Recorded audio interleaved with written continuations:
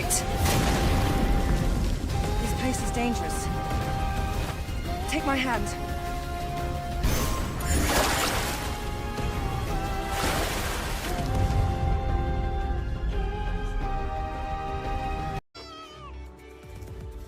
Good job. At least you're gonna roll him down the hill. Catty, you animal.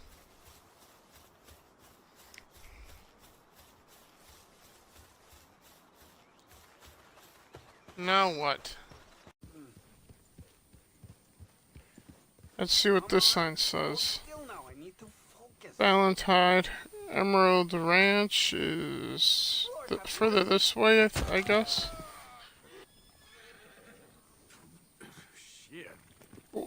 Well, let's take a look at the body.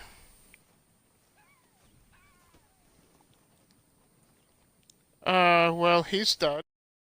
Rise up, can't let them divide us. You and me, we can burn this world down.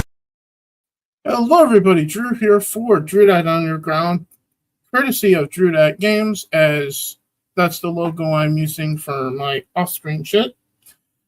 Back with another episode of Breaking Rocks, episode 78, top anticipated games of 2026 as far as we care about here in the Underground. Joining me is the one and the only, where is his video here? Okay, kid, give it to me.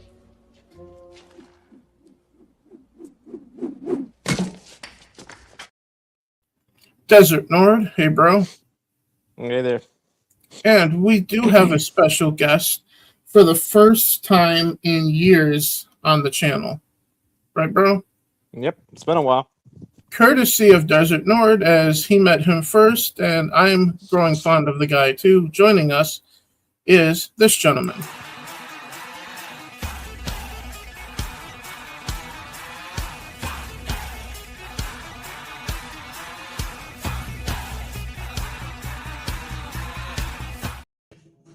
Hey, Prayer. Welcome to the Underground. Yeah. And welcome to Breaking Rocks. Thank you very much, sir. Happy to be here. Well, it's an honor to have you. As it's an honor to have anyone on here ever again with us. Yeah. Ever since the falling out with the previous guy. Yeah. Wait. Hold on a minute. You're the what? Yeah, you know about him because you met him. Okay, I think I know who you're talking about. You had him on the stream? Yep, yeah. and we do not say his name. God. Yeah. Sorry. Yeah, now you know. Oh boy. It was that bad. Yeah, But- I believe it. I believe major it. falling out there. Yeah. But before I forget, the last part. World is full of clowns, they're all stupid and they're proud, painted smiles on their mouths. I don't hang with bozos, homie, I can't be around. So as I said at the top, we are here to talk about the upcoming games that interest us for 2026.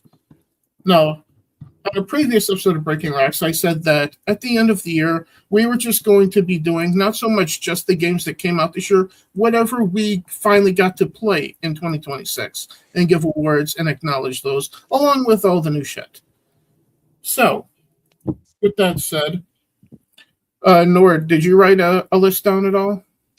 Well, I didn't have a actual written list, but I do know which ones I am looking forward to. So, and I know that Press got only one game in mind. so I probably be the one doing the most talking because I got 15 things written down because I actually wrote a list. Yeah, no, I'm sure we have some overlap on that. I mean, we're all in the same sort of gamer community, so yeah. RPG, sports games, and things of that nature. Mm-hmm. Yep. So with that being said, I'm going to kick it off with number 15, Tomb Raider Legacy of Atlantis, which is the remake of the original Tomb Raider game, but with modern graphics and mechanics and everything like that there. Nord? Yep. Yeah, that definitely will be a good one. I hope they I hope they've made improvements because there was a little bit of a period there where the games were good and then they stopped being good, and now we're kind of back to where maybe they get it again. Yeah, and there was a point where they stopped caring to make Lara Croft look like Croft. Yeah, I know they were deliberately trying to make her look fugly and not interesting. So yeah. Prayer? I have no intake on that actually. I played Tomb Raider, I think, back when it came out for the 360, and I actually couldn't get into Tomb Raider actually, so I can't. So that it just wasn't. It wasn't a game for me. I mean, so that cool. so that was the 2013 reboot, I think. Mm-hmm. Yep. Okay. It just wasn't a game for me, but I'm not saying it's a bad game because I looked. That's fair. It just wasn't for me, you know. That's fair, but keep in mind that this is like a remaking of the original, which is This is going to be this is basically going to be a remaster situation. So, although I mean, I could give it a try again. A remake at that point, or that, complete redo. Yeah, I could absolutely give it another try again, too, because like I told Nord one time, I tried Oblivion out. I didn't like that, but they remastered Oblivion, and I played the hell out of it. It was pretty good. Yeah, you still got to finish that one, I think, or did you finish that one already? I did not finish it. Yeah, I haven't even touched it. At one point, I got every achievement on the 360 version of Oblivion back before I had an online account with Xbox Live. Well, I know Nord was really freaking happy when he got all his achievements. Yeah, no, you remember, bro. My game back in the day glitched out, and I didn't have the wherewithal, the interest to like do it a different way. So I ended up with 57 out of 60 for years. Yes, and I believe I was standing right there when that quest was glitching in that. Yeah, I was like, "What even the hell is this?" You know, and but anyway.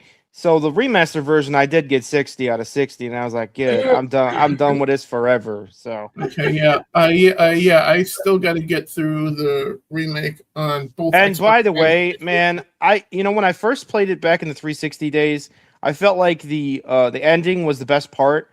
But in playing the remaster, I think I've realized that the Knights of the Nine part is the best part. I think it is. It might even be better than the ending, but it's close. They're both fantastic parts, and I recommend everybody play both of those parts in the game. They're fantastic, especially the remaster. The way they made it look so much more beautiful than the original. Oh yeah, no, it's definitely surreal, picturesque, and an amazing storyline too. I should say, on both of those parts. The graphics in that game was gorgeous, man. Yeah. The graphics in that game is what caught my eye too. And by the way, that game is the only thing that kept Elder Scrolls going through into the Skyrim days. Like without the success of Oblivion, there wouldn't have been a Skyrim. There wouldn't be a Bethesda, but then again, they're on the verge of that right now with all the decisions that they've been making. Yeah, they're on the other side now. They're kind of they're on the other side of the peak now. About Bethesda right now, I can't freaking talk right now. Did you know I actually got banned from ESO? I can't get into my account no more. I may have mentioned that. They I may not have. falsely accused me of cheating or using exploits on the Xbox version of ESO, and now I can no longer play my character on there. And none of us can figure out what the hell exactly they're talking about. I have no idea what I did or how I cheated or even how one exploits on that game. Or even cheats in general. I don't know. Yeah, I don't know how you could possibly do that anyway on Xbox. I mean, if it was the PC version, I could say, okay, yeah, maybe, but I'm not gonna lie, that shit kind of broke me a little bit, bro, because that was like, I don't know. I wasted. Yeah, no, I mean, you had over 4 years, 5 years at least into that game, so and all the shit you spent and all the stuff you collected, and my God. Yeah. Now I got a question for Microsoft. Who in the fuck would cheat in ESO? Yeah, then there's that. Like, what would the reason be really anyway? There's no reason to. There's no. It doesn't make any sense. None of it makes any sense. I don't get it. No, if someone is cheating in ESO, it's probably get unlimited materials or gold or some shit. If they want to ban the cheaters, why don't they work on banning the bots? Those are the real cheaters here. No, and there's Yeah. resource gathering bots in their game all the time, and it's like they don't even care about those. And it just So therefore, I think I answered my question there then, or you guys did. Yeah. The one using the bots are the ones cheating. Yeah. Well, you would figure that they would classify that as, but apparently, I mean, it's like I don't know what more they need. It's usually obvious when when that's happening, but However, you still see it that? ongoing every time. It really irritates the hell out of me, man. That I got banned for some stupid shit that I never did. I still haven't got an email back for them either. Yeah, no, he's still waiting for Zenny to respond to his emails. Well, Microsoft, get your head out of your ass. Well, I mean, it isn't even Microsoft. It's Microsoft. ZeniMax. It's ZeniMax Studios that has their head in their ass. Yeah. Well, yeah, Microsoft owns them now, so Yeah. so I'm going for the head of the snake here. Yeah. Well. But speaking of games that are you encouraged to cheat in? At number 14, I have Lego Batman: Legacy of the Dark Knight. Yeah. Yeah. No. The Lego games were always pretty good, but they are kind of just a fanciful novelty sort of situation visually. There's not really anything groundbreaking about them, other than it's your favorite, characters in Lego form. That's all it ever was. So. Yeah. Prayer? It's definitely a game he wouldn't have bothered with either, I don't think. Batman Lego? Yeah. I played a little bit.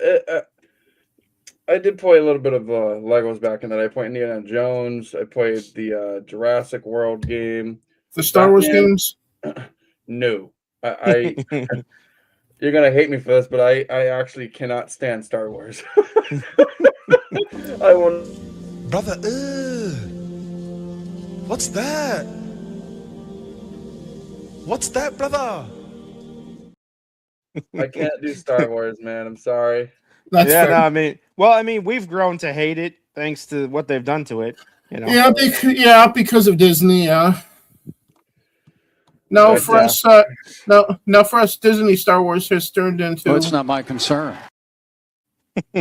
Yeah. At this point. Yeah, we stopped giving a shit really about Star Wars. Unless it's I'll be getting into Star Wars in the anticipated games by the end of the stream here. Yeah. For obvious reasons. Oh, But it's rare to get excited about Star Wars anything at this point for Nord and I. Well, hold on, let me get Kevin in here. And yeah. And when I do get excited about Star Wars, that means it fucking means something. But at 13, I got Greedfall 2. Yeah, that's a good one. Yeah, I hope they do well with that one. That one could be good. Yeah, the first one I have a box one for it somewhere. Oh yeah, it's up here. Greedfall. Yeah. Yep. Now that game right there. Here's the gold edition of the first one. I actually never heard of that game. Yeah, it's basically a pirate game for the most part. Oh, okay. Yeah, because pirates are greedy fuckers, Yeah. Yeah. And it's kind of almost like an RPG in a way. Yeah. But with that said, and I know I'm going to catch flack for having this all the way at number 12, but it's because of all the red flags I've been seeing over time with the stuff about it. At number 12, I have GTA 6. Yeah. Oh man, I have so much shit to say. Well, we have tempered expectations about that. Yeah. Oh, So prayer, just say what you got to say. Man. Yeah. Listen, I've been playing GTA for years. Okay, countless of years that I can't even like explain, man. GTA 5, GTA 4, Vice City Part 3. I played every single GTA, man. And I don't know. GTA 6, I will probably end up buying it and playing the hell out of it. I think the only problem they have right now is just keep delaying it, but I don't. but the thing is with these games nowadays, I mean, these developers, I think Rockstar is gonna keep delaying it just because they're trying to make it. Yeah, I swear, man, if they delay it and they don't make this game unbuggy when it comes out, I'm going to flip. Okay, because this game, they need to just keep working on it. I mean, if they're delaying it just to make sure the bugs are working correct, there ain't no bugs or the game's just pristine when it comes out, I'm Yeah. okay with it. So like, I'm not so mad about like the delays and nothing like that. But Yeah. if they're just delaying it to keep the game from failing, like these other games that have failed these past couple years because these developers don't know what the hell they're doing, I'm okay with it. But the only problem I have right now is this going to be one of them games that's going to come out and be buggy as hell, like, or just completely broken, unplayable, like these other developers have done over the years, the past couple years. Yeah, you kind of wonder what their tester team or their quality control team is, you know, whether they even have one in some cases. Yeah. You know, the deal breaker for me with GTA 6 is if they do the exact same thing that they did with 5 with the 3 protagonist flipping story back and forth bullshit, then you can forget about me having it on any anticipated games. So you're talking about having maybe the same storyline, like no, it's flipping back and forth between 3 different characters for the main storyline. Oh, you don't like that? No, I'm going to play as one character with like a sidekick type thing. Huh. You're the first person I know that doesn't like that, actually. Which means that, in my opinion, based on that, GTA 5 did graphics better, the driving better, and just about everything better except for that one aspect. On that one aspect, GTA 4 was much better. Yeah, it's interwoven stories is what they were going for, and they did do a good job of that for what it's worth. I'm not saying they didn't. I'm just saying that I found it annoying. Yeah, and it is a matter of taste at that point. Yeah, you know? Something other people really love, and then some people don't like. You know, but if I hear that either the main characters, either the guy or the girl on the cover art that I got there, is the main character of the game, and I play as that one character with the other being like the sidekick or something, then GTA 6 will probably go into the top 5 at that point. See, that's what I'm going to have to disagree with you on, because I don't think they're going to do that. I think they're going to make the character swap, and I think you're going to be able to play as the female and the man, because I don't see why they would go back. Go backwards, you know what I mean? Then I suppose if it's between only 2, I suppose that's more tolerable than the 3 bullshit that we just went through. So I hear you, but I'm just saying in general, I think that's how it's going to be, because I don't see why they would go back to like GTA 4 or just going back to the single player when they made a lot of progress with just, you know, you would hope that they would realize that sticking with what works is a good idea. Yeah. Because GTA 4 worked. Period. Yeah, and of course, 5 was one of the most popular games of all time. Well, also because they kept porting it to the next generation, like Skyrim. But the reason they kept porting it like Skyrim is because it was so damn popular and people wanted to play it on those other platforms. Which is a fair point.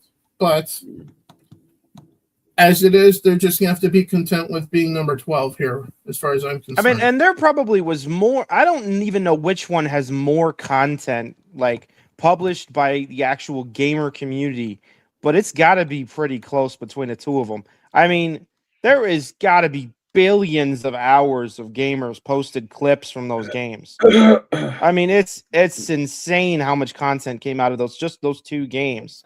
You know, I'm willing to put my money on Skyrim because gamer created content. You also have to talk about mods there. Yeah, no, of course, yeah, in both of them, mods in both games. I mean, the mods in GTA 5 were surreal in some cases, you know. But again, Skyrim is another one where the mods were freaking wild sometimes, you know. I don't want to know what the hell I have in my Skyrim. They were modding Thomas the Tank Engine and or Macho Man Randy Savage as Alduin, the world leader. Yeah, they've done so many stupid things. It's funny. Yeah. But that's the whole point. Like these games are they don't, if they're making another game, just like we're talking about with Elder Scrolls 6, that they've been working on for over a decade apparently now, and they're still not really getting too far into it. If they don't change it up and try something new that doesn't work, if they just go with what works and they continue with what works and make the game feel like the other one, they'll be fine. It'll go just fine. But if they try and change it up, make it different, make it, a way that nobody wants it to be, nobody asked for, then they'll have trouble. Yeah. I mean, come on now. What do you think they've been doing for the past, like all these developers been doing for the past? Yeah, they've been screwing up and trying things that don't work. Yes, absolutely. Speaking of things that may not work, and it pains me to say, because at number 11 was once an Xbox exclusive, now going to be on PlayStation. Yep. Halo Evolved. Yep. Halo what? Halo Combat Evolved. Yeah, The Halo game. that's the remake planned, correct? It's the remake of a remaster of a remaster. Yeah. Because the original Halo Combat Evolved was on the original Xbox. Then they did a remaster of it for Xbox 360. Then they remastered that for Xbox One X. Then they and now here we are for Xbox Series X and PS5. Yeah, and it's another case of like where in the golden days everybody loved it, and then the games as they went along, there was a couple of good ones, a couple of not as good ones, and then there was bad started happening, and everybody kind of like diverted away. That's what happened there. Yeah. And now we're back to they're trying to revive the glory days of Halo. Except for it's also on PlayStation. Think about that for a minute. Halo. Yeah, no, and again, this is like sacrilegious shit right here to say that, Master Chief on Sony. Oh, what? Yeah. If you said that to a person back in the like mid 2000s, they would have went into convulsions. Yeah, the only way I shut up about it is if Sony re-releases Uncharted for Xbox. Yeah, that'd be pretty good. But they're never going to do that. Just like Nintendo will never release a Mario game for anything but the Nintendo platform. Yeah, and so Microsoft like giving in and basically cucking itself to Sony isn't really. They didn't really return the favor very much. Yeah. Which does remind me, at number 10, I'm surprised that I haven't seen this announced for PlayStation yet. Fable. Yep, and there's Fable. Like the new one? Yep, Fable 4. Yep, the new Fable coming out. I have not. I have Xbox and PC, but not PS5. Exactly, and I'm surprised because Microsoft has said we don't believe in exclusives. Well, then why is Fable exclusive? Yeah.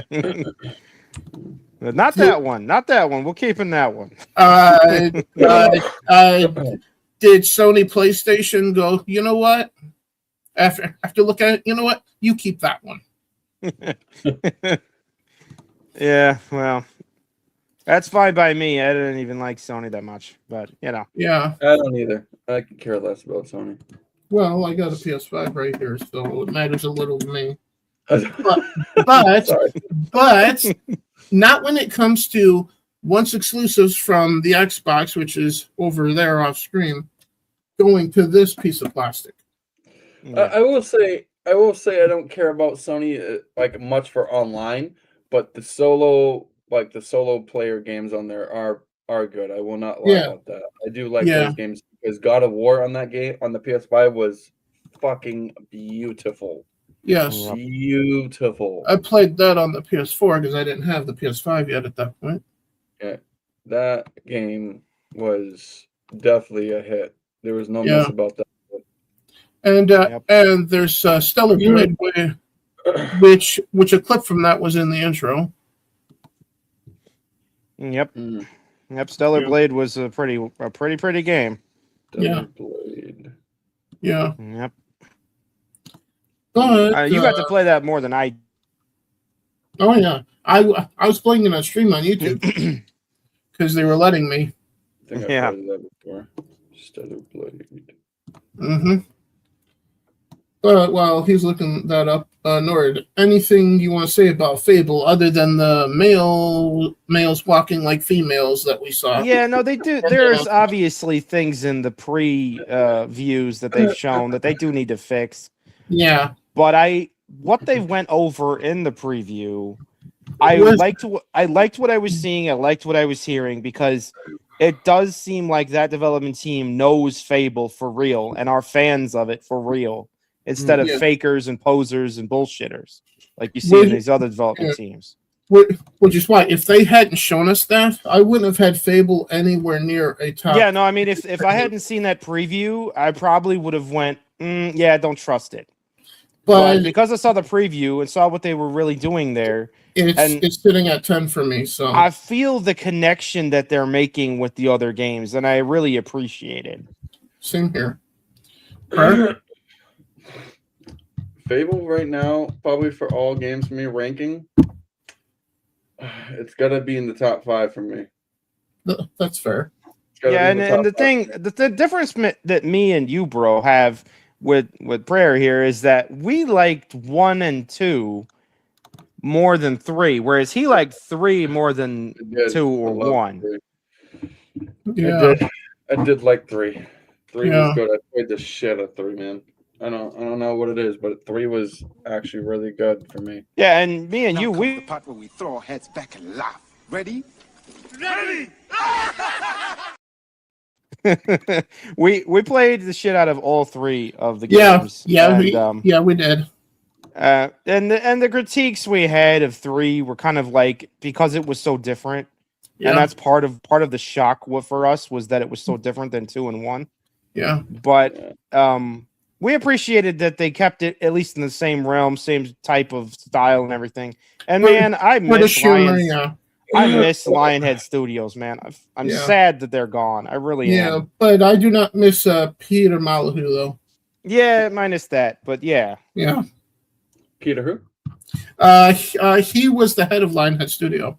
Yeah. The head wasn't the greatest. The lead guy there wasn't the greatest, but the studio development team there at Lionhead were fantastic people. Yes, they were. They know what they were doing, and it was actual art. It was beautiful, beautiful game making. Okay. Shit. But they're gone now, so now we have to deal with what's now. Retired or what? What was that? Are they retired or they just? No, they went at the Lionhead Studios went out of business in a sense. Oh. Microsoft shut them down. Yeah, they got shut down. That's what happened a long time ago. Yeah. Because of a game that they released that failed miserably, I think. Yeah, they did. After Fable, they did try another release and it didn't go so well. And Microsoft essentially bought the remnants and canned everybody. Yeah. What game is that? Fable Journey or something like that. Yeah. Fable Journey. I had never heard of that one. Is that Apple? Yeah, that was an Xbox 360 Connect game. Yeah. Oh. Yeah. And no one gave a shit. Yeah, they really didn't get much sales on that one, and it really hurt the studio a lot. But yeah, because the problem was that they had Lionhead making a fucking Connect game. Yeah, the Connect shit didn't translate very well. I was gonna say something, but Connect wasn't all that good, man. Connect was horrible. Yeah, I could just remember joining in games and hearing people use that as mics, and oh my god, my ear has never bled so hard in its entire life. Yeah. Yeah, the Connect was a misstep in the whole gaming industry, frankly. Yeah, the best part about the Connect on the Xbox One was just turning the system on as well as the TV. All was just saying, "Hey Cortana, turn on Xbox." Dude, the videos, man, the funniest shit. People shutting up people's Xboxes off. That shit is funny as hell. Yeah. Which, fortunately, I got an Xbox One X eventually. Then I set my launch model Xbox One to Nord there. Yeah. Mm-hmm. So then I was like, yeah, you have fun with this crap. Yeah. But as it is, speaking of Well, here's another Microsoft game that's not exclusive. At number 9, Forza Horizon 6. Yep, that's another one. Yeah, I've seen the previews of that one. And that's the same studio that's doing Fable. Mm-hmm. Really?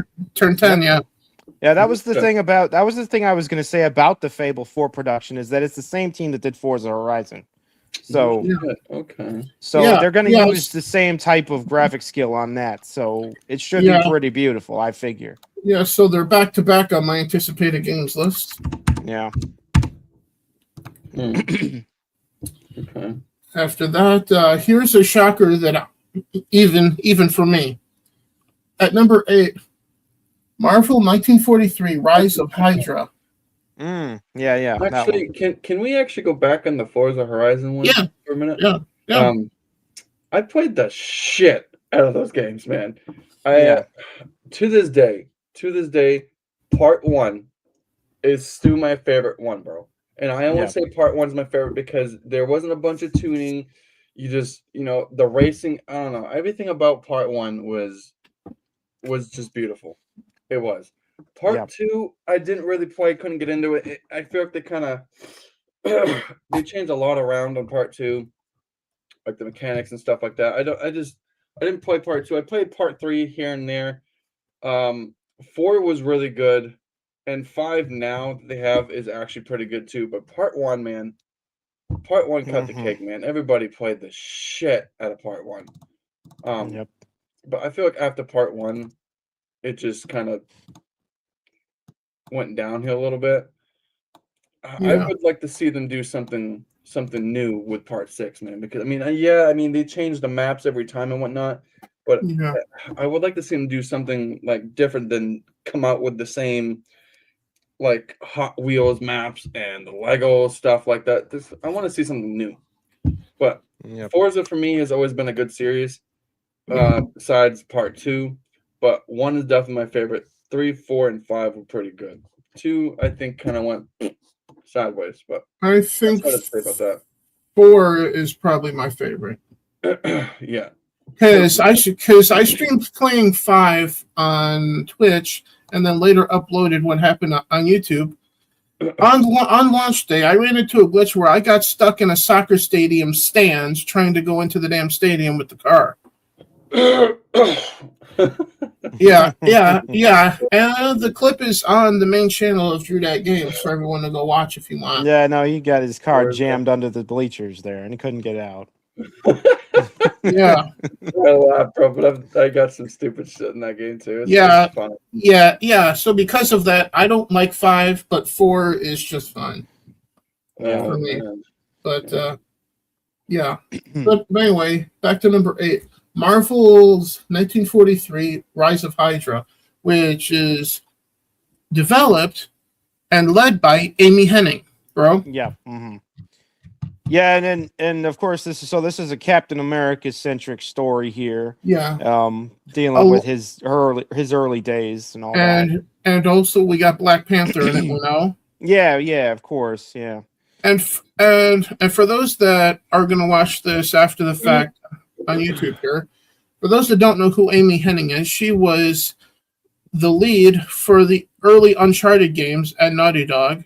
Then she went to EA, was supposed to do Project Ragtag for Star Wars, which they canned her and that project. And now she's doing this for Marvel. So we do know she's relatively good at making and helping make games. So she certainly is. She's one of the better project leads in the gaming industry. So I trust her vision for the Rise of Hydra here. Yeah. Mm-hmm. Her? I have no idea who that is. So it's really just about how into Marvel you might be. That's all. And also how into Uncharted you were, which is not at all because that's a PlayStation game. Yeah. Marvels, I'm not gonna lie, man. I stopped watching superhero movies a long time ago because I got sick and tired of them just coming out with new characters, different stories. It's just the same stuff with different characters, man. And I think of like, because I used to watch Spider-Man a lot. I'm not gonna lie, man. If we're getting into Marvels here, dude, I loved Spider-Man. I loved the original Hulk. after Tobey Maguire and the original Hulk movie characters went and they changed them, I just same thing for Batman, Superman, all them characters, man. I have no interest in newer characters.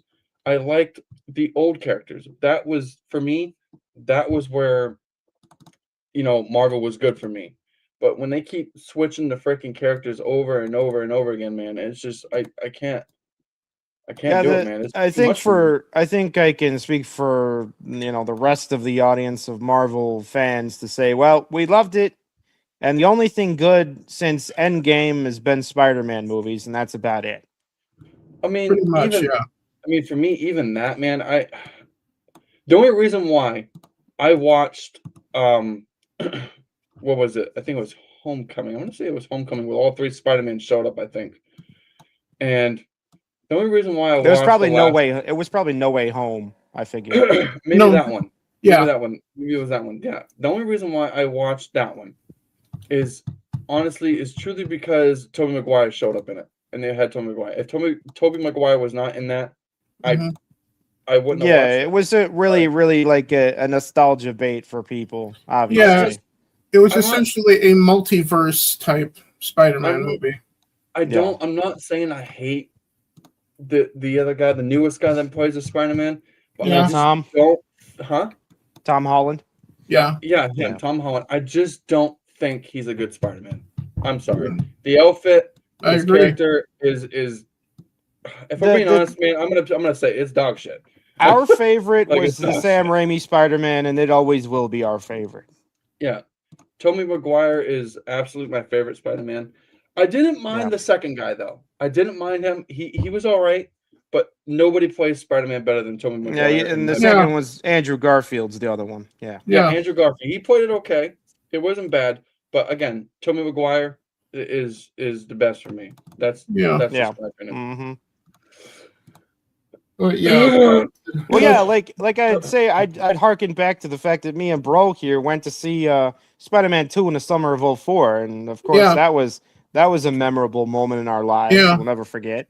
Yeah. I mean, it was 22 years ago, but still. and You know. and then the game for the movie came out, and the game was even better than the movie. Oh man, the game was one of the greatest games ever made. Yeah. It really was one of the greatest fucking video games ever made, bar none. It was And one of the best. And I have it for the original Xbox over here somewhere, even though I originally played it at first on the PS2 at the time. Like that game would still rank in my top 20 of all games I've ever played. Yeah. Yeah. Mm-hmm. Now we're into the top 7. At number 7, I have MLB The Show 26. Yep. Okay. 2026. Yep. Major League Baseball. I actually like that game. Yeah. I do. Me and Nord has played it a few times on the Xbox. Oh yeah, yeah. We got all the have achievements on the last one, didn't we? Yes, we did. Part 5, 2025 was good too. We got all the achievements on it. And we had to wrangle some funny business to get it done too. I Oh. remember, I remember how you were like trying your hardest out in the field to finally get it, and I was like, "Oh, you got it! You finally got it." That was that diving catch one. I will say when you're versing somebody like your friend from on the same console platform is good, but I highly recommend you stay the hell away from crossplay when you're versing other people on different platforms, because me and Nord tried the 2v2 on 2025. I don't know how it is on 2026, but if they didn't change nothing, it's probably the same shit. I recommend staying away from it. But I can tell you right now, it was not fucking fun. Although personally, I generally only play one mode on it, and that's Road to the Show. That's pretty much it. And that's because the damn crossplay matchmaking was always the fucking Switch player, or Yep. And it's not even, but it wasn't even that though. It was the simple fact that when you throw a ball, bro, yeah, it was so much delay that I couldn't even. Bro, there was so you can't much get your freaking swing delay. timing. You can't get your swing timing right because of the delay. Yep, the pitch would be gone before you'd even be able to swing at it. Yeah, and then the switch players were hitting every single fucking ball, bro. Yeah. What the fuck is this Yeah, no, we game? were pitching real clever, and they were still smashing the shit out of everything. We're Oh, like, yeah. what are we supposed to do here? Yeah, it was a fucking disaster, man. Like they were hitting balls that were nowhere, not even in the zone, and they were killing it out of the park. I'm like, what are we doing here? How Yeah. are we going to win this game if that's the way the pitching is going to be? I mean, it's not so. I don't even care if we didn't even win. It's a simple fact of us even hitting a single ball. Yeah, we couldn't hit, pissing me and they off. couldn't miss, basically. And it was like, how is this even close to fair right now? It completely wasn't, bro. We were just getting fucking obliterated. Yeah, we were. Yeah. So since we're in the top 7, I think it's safe to say that we have now crossed over into pre-order worthy games at this point. Possibly. Because with MLB The Show, I have a physical copy pre-ordered at GameStop for that. Just like I have a digital copy of number 6 pre-ordered for the Xbox, and that's WWE 2K26. Yep. I don't get me wrong, man. I used to love the games, but just like sports games with wrestling games, man. I mean, I think wrestling games are different for me, but sports games, if I'm going to buy a sports game, I'm waiting probably every 2 or 3 years to buy another one. Yeah. And then wrestling games, man, I don't know. They've come a long way, yes. But they've also now recently been putting shit back in the game that were in the older ones too. Yeah. As well. I know, I get that, bro, but like, it's the simple fact that they have the same shit, same, it's the same everything every year. It's just better graphics, something that like they always put like maybe just one thing in there and say, oh, it's new this, and then they charge you $100 or something for it. And it's like, bro, I'm sorry, I'm not paying that. I'm not. You need to show me something different, bro. Because for me, bro, wrestling games have the same shit, man. I won't buy those unless it's like every 6-7 years or some shit, maybe. I think the last one I bought. That's very fair criticism. I think the last one I bought was, I'm gonna say 2K 2019 or 2020. I think one of the two. 2020 was the glitchiest fucking one of all. There are memes all over the internet of like the ring shaking, the rubber band ropes at that point jiggling everywhere, and the steel steps falling through the ring. That's fucking awesome. Yeah, that was 2020. Then they didn't do one in 21 because of that debacle. Then they came back in 22 with Rey Mysterio on the cover. Yeah, that's awesome. Yeah, not really.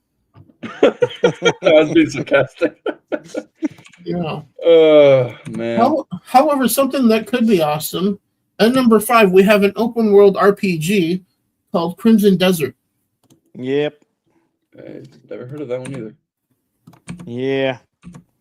We're still waiting for them to fix Rain of Sand, but I'm not confident they will. Yeah. And we are also still waiting for, our DLC update of Grounded 2. Mm-hmm. Grounded 2. Grounded's a good series, man. Grounded 2. Yes, we are waiting for that. Me and Nord actually got all of the achievements on Grounded 1, which was we full 100%ed that game. Which was a bitch. I will never do again. Yeah, no, we're never doing that again. That was terrible. Oh man, dude. The countless of times I'm sitting in a freaking in a cave trying to jump up on the bullshit ledge, man. Yeah, no, we had a hell of a time with that particular situation. Yeah, the fact that they put that in there was like just a deliberate FU to anyone who was like not seriously hardcore about it. Makes me want to cry a little bit. Not gonna lie. Yeah, no, it was traumatic, even watching. Disastrous. And dude, you can't play the way I see it. You cannot play that game solo. You really can't. You have to have a friend. It's like almost a must. Okay, I'm not gonna lie. There is people in there that have played that solo and completely completed the game on solo. So, but yeah, there is. But I would have hated that shit solo. Yeah, no, it's not recommended. I would not recommend that shit, bro. Fuck that, man. Mm-hmm. At number 4, No. by the way, 2 of the top 4 are expected to be in Game Pass at launch. So, Yep. so keep that in mind.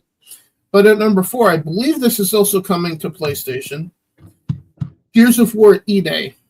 Yep. Gears of War what? E-Day. Yeah. eBay? E-Day. D-A-Y. Yeah. Short for eBay. I see you said yeah. eBay. I was like, what the fuck? Emergent, short for Emergence Day, when the Yeah. Grubs first came out. Which is the therefore ground. a prequel to the original game from the 360. Sure, yeah, because the first game refers to E-Day as in the past. So, Yeah. So we're going to get to see what actually happened the day that the Chimera emerged in this one. Yeah. Which is why it's at number 4, because Bro and I have fond memories of playing the early Gears of War trilogy. Oh, game yeah, man. We played on the the hell out of 360 those. together. Yeah. And again, like I said, I'm still sort of proud of myself for doing number 2 on insane difficulty. It was no easy task. Patience. I ain't got no patience. Do that. Yeah. There's a word for that. Yeah. Or should I say that? Or should I say, bro? There's a good clip for playing any Gears game on the highest difficulty.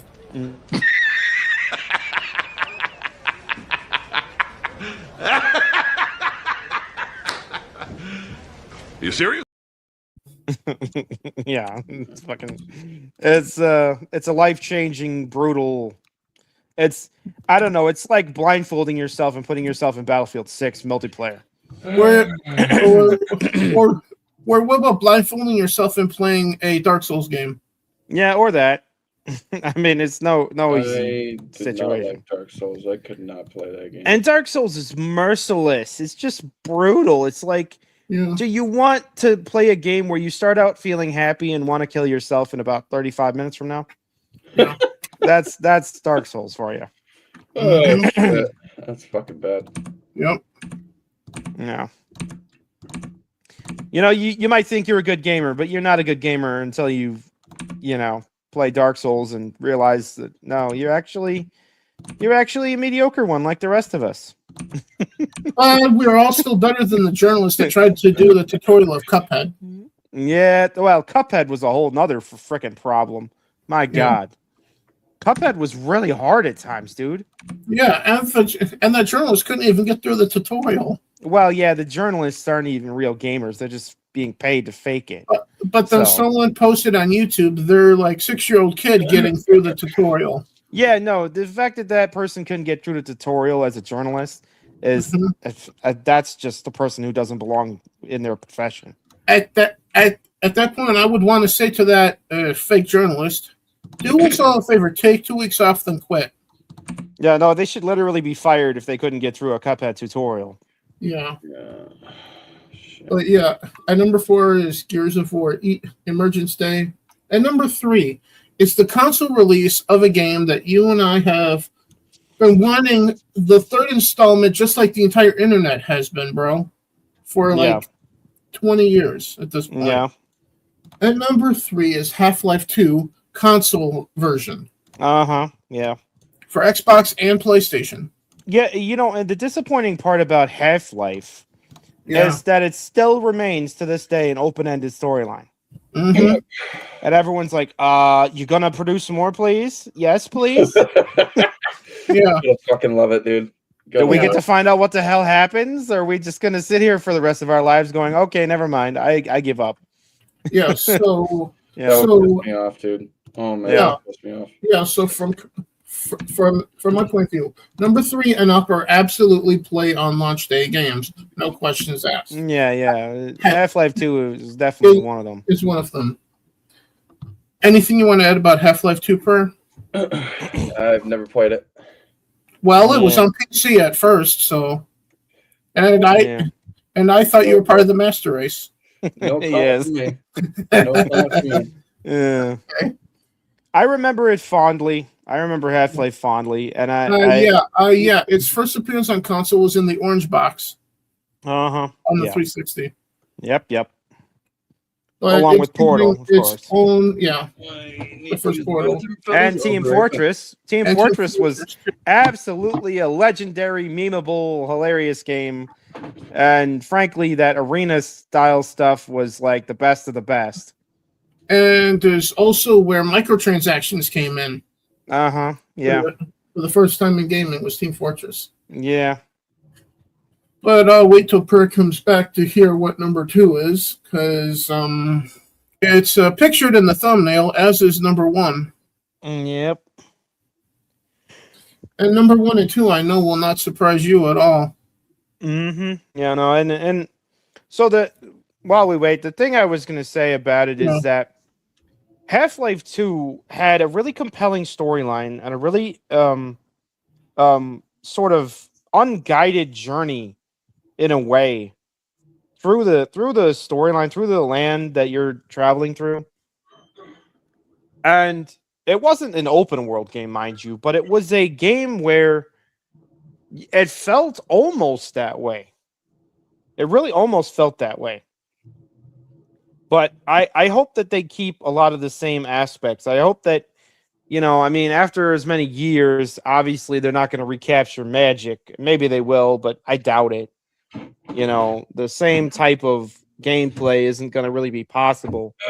So they're going to have to make a lot of new stuff about it. And I just hope the new things they make about it are not bad. But we'll see. But speaking of remaking things, number 2, Fallout 3. Yeah, Fallout 3 remastered, right? No, well, some people call it remaster. I'm calling it remake. Yeah, okay. Well, because we know the difference between a remake and a remaster. As far as I know, it's we do. Because it's the same people, as far as I know, that did the Oblivion remake. Yeah, no, and that's why I was going to call it a remaster, because that was called Oblivion Remastered. Except for a true remaster would not have swapped out female and male body type for body type 1 and 2. They made changes that were controversial, and they also added a lot more Redguard characters than was in the original game. Yeah, which, so it obviously was a diversity ploy. Obviously, which is why it's not a true faithful remaster. It's a remake at that point. Yeah, they changed some things, but the game itself wasn't different. The storyline wasn't different. No, it wasn't. It was all the same good stuff that you played back in the day. So yeah, it just looked a lot prettier. Yeah, pretty much. But as far as I know, it's the same people that did that are doing Fallout 3. Yeah, no, remaster as well. And for what it's worth, I trust them to do a good job. They did a good job with Oblivion Remastered. So, which is why it's at number 2. Plus, it's Fallout 3. You and I have fond memories of watching the announcement of Fallout 3 at for the E3 thing. And that's another game that we put hundreds of hours into. Yeah, and, on multiple platforms. I spent years of my life playing that game. We both have. So anything you want to add, Prayer, about Fallout 3 remake, remaster, whatever? I never actually got into Fallout. I actually tried Fallout 4. I think that was the only Fallout I actually tried. Well, then you got to try 3, because I think it's better than... No, it wasn't 4. I'm sorry. It was Fallout, Las Vegas, and 76 I tried. New Vegas and 76 were the 2 you played. You had mentioned. Yeah. New Vegas is the best Fallout game. Yeah, Fallout 76 at this point is... my simple reaction is this. What the fuck is this piece of shit? Yeah, Fallout 76. Is that bad, huh? Yeah, it was dog shit to begin with, and it really didn't end up getting any better. I was there at launch day, and of the crew that I was playing with, I was the only one that was able to get in. Yeah. To log in and to get into the world, and everyone else spent the next 30 minutes just trying to log in. So it was that bad. Honestly, I feel like it has a similar feel to DayZ, but it doesn't have the same things that make DayZ great. It has the element of it has the element of spending a lot of time gathering shit only to have somebody fucking kill you and take it off. It has that element, but it doesn't have the element of diverse items, crafting, like the same type of crafting. It has crafting, but it's not like DayZ. It doesn't. It has a different feel, and there's a reason DayZ is beloved and Fallout 76 is hated, is because of functionality of the game, primarily. And so, yeah, we don't tend to like 76 all that much. Yeah. So with that in mind, my number one anticipated game for 2026 as the wrong button. I'm trying to share the screen here. Come on. Here we go. Is this.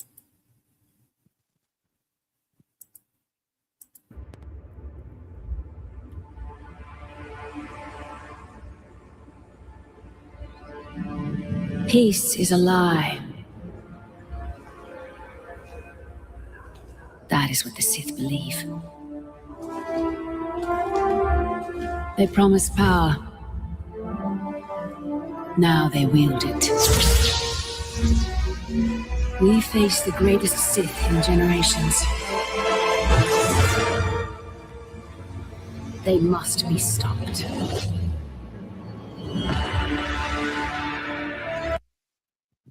Knights of the Old Republic remake of the original RPG from the original Xbox.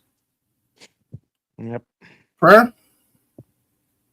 Yeah, it's not going to be up his alley. Yeah, no comment. That's no that's comment why on that one. that's why I was going to him first, because I knew it was going to be short and sweet. So, bro. Yeah, no, I mean, again, we played the original game. We know how good the original game was. Yeah. It was one of the games that really made us feel like there was a bright future for Star Wars. That freaking which was not true, but only because of Disney. Well, when the original Knights of the Old Republic came out, this was 10 years before that happened. No, I know. That's exactly what I'm saying. We felt like Star Wars had a bright future when this came out. And I mean, when the game originally came out, and it was a fantastic game.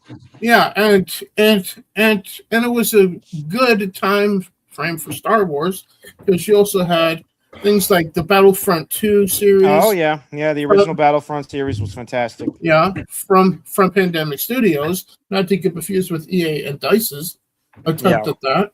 Yeah. You also had then later on, like 9 months later or something like that, Knights of the Old Republic 2 from Obsidian Entertainment. Oh yeah, yep. And then many other Star Wars games after that. Sure, and again, the whole Jedi Knight, or the Knights series, is the games with the Jedi Knights in the title even have been good games for the most part. And if they keep with the faith of the original, if it's a remake but it's only different in a sense, not different, it's not so different where we go, okay, well, this is a different game entirely. You know what I mean? They don't need to change much. They just need to bring it to the modern era. They just need to update it to where it's a bit more enthralling than it used to be, and they'll succeed with it. Yeah. But again, that Knights of the Old Republic, the original game, is another of the greatest games ever made. And this is also going to have real-time combat instead of turn-based, so we'll see. Sure, yeah, that would be really nice, because the turn-based was kind of annoying.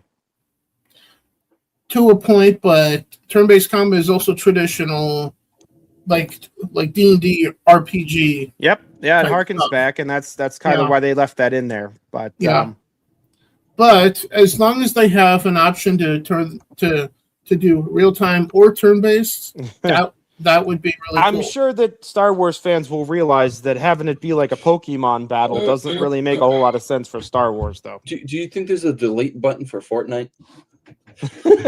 Yeah. Well, Yeah. Yeah. I'm pretty sure it's called uninstall. And is there also a delete button that you can permanently delete Apex Legends to? Like, both of those games would be great. Yeah. It's the uninstall button. Oh, I'm talking about completely uninstalling it from existence. That's what I'm talking about. Oh, I think you'd have to go back and like handcuff the developer and put him in a closet or something. Don't tempt me. Like tape their mouth and put them in tape them to a chair and roll them into a closet and lock the closet door. You know, just make sure they don't end up producing the game, and then that'll do the trick.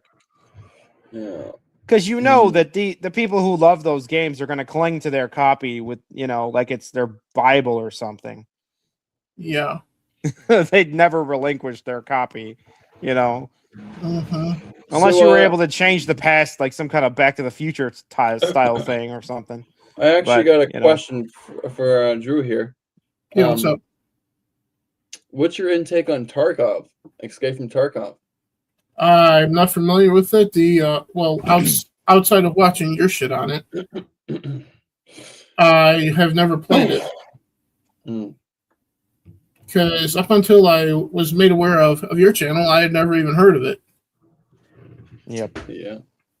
Well, I knew that a long time ago. It's been one of the top shooter games for PC for a long time now. Mm-hmm. So it's just on PC then? Yes, it's right now. We don't believe they could. I mean, they're working on it supposedly, but I refuse to believe it's going to function right on console. Yeah, no. When 1.0 came out, they announced before 1.0 that when they dropped 1.0 for PC, that they were going to start working on, and they said they were coming to developing a Xbox and PS5 version of Tarkov, which is going to be crossplay with, I don't know if it's going to be with PC or not. I wasn't sure, but they said they were trying to put crossplay in it, and they were developing a copy of Tarkov for Xbox and PS5, which they said is going to take a while. They don't know when it's going to be because there's so many button mappings and combinations and shit like that, and mechanisms that PC has that Xbox doesn't. So they said they are going to work on it. They just don't know when it is going to be released. Yeah, and it's just like there's a full keyboard of buttons on PC where there's only a handful of buttons on console. And that's the main problem. Yeah. You got a full keyboard over on PC. You don't have a full keyboard on Xbox. You're going to be pressing a lot of fucking buttons. Let me tell you that. It's going to be like, in order to put your weapon away, it's going to be like X, X, B, Y, A, X, Y, B, A to put your weapon away. You know what I mean? Well, I mean, if they were smart about it, so hear me out, right? Hear me out. If they were smart about it, they could just release it and have people plug a mouse and keyboard into the Xbox or PS5 and just make it so you can only play the game if you have mouse and keyboard, which would be cool. I think that would work perfectly. Yeah, I figure that's probably the only real way it would easily work. Yeah. I just don't see how they would convert it to a controller play. Well, as far as I know, the Xbox Series X is supposed to allow for keyboard and mouse use. Yeah, no, it does. It does, obviously, yes. Mm-hmm. Yeah, PS5 is the same way too, though. Really? Yes, I plugged my mouse and keyboard into the PS5 before and it worked. Okay. That's news to me. For shooting games. Also, you can use the keyboard to scroll through like the options and shit, like in the PS5 menu, even the Xbox menu as well. Yeah. Yep. So I know some people in the comments section are going to say, Drew, why are you doing your anticipated games on the Underground channel and not the main gaming channel? That's because the mainstream gaming industry over the last 10 years or so has made me want to stick my hands directly into this fucking fire. Yeah.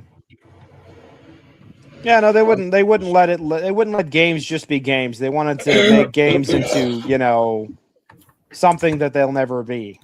A platform for a narrative or a message that has no business being made. Yeah, social engineering and societal improvement is what they think games are about, and that's not what games are about. Except for their idea of progressive is actually regression.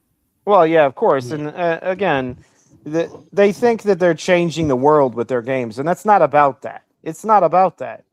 The less you try to change the world and just focus on making a good game, the more you will accidentally change the world. Someone needs to get that through their head, you know? Well, more Microsoft lately because you do have things like Or maybe just give them a Chinese finger trap and let them figure it out. because unfortunately we're never going to see Stellar Blade on Xbox consoles because Phil Spencer and Microsoft are hell bent on not having female characters look like Eve from Stellar Blade. Uh-huh. Yeah. We had that in an email They're for like, the employees. we So. need to make the fat, ugly girls who play feel better about themselves. Like, okay. Except for a majority of them don't play. No, I know. And they're like, all right, sure. What will they do? What will the, 270-pound girl who, isn't that pretty, what's she going to do if she doesn't feel good about herself playing our game? Like, I don't know. Fucking not play and maybe go do something else.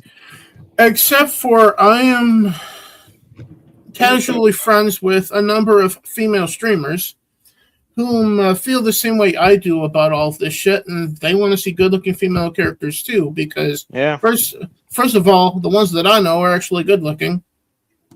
Sure, yeah. Well, I mean, and that's the other thing.